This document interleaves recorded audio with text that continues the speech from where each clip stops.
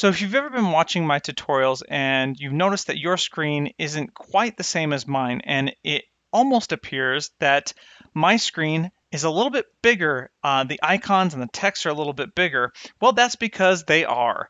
So if we come down here and you can see, if I open Performance, you'll notice that the text cuts off over here.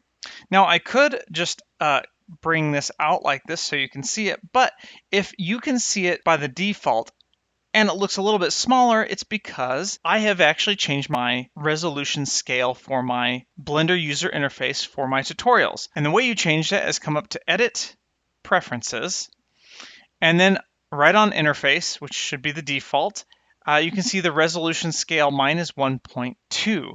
The default Blender resolution scale is 1. And if I change that, this is probably what you see on your screen. And now you can see this high quality normals. You can see that full text there. I learned this trick from Blender Guru, I think, way back in the day. It was a hidden gem in one of his little tutorials. But this is good if you are a tutorial maker and you want to make sure that your audience can see what you're doing a little bit better. 1.2 works really well for me.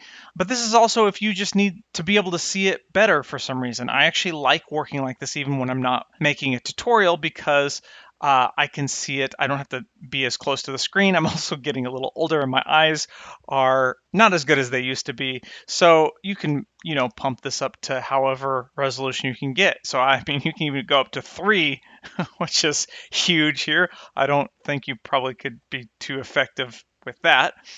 But I guess it depends on your screen, depends on the size. So if you're working on a really big, like projector screen all the way across the room on the wall that takes up the whole wall, maybe this would work actually for you.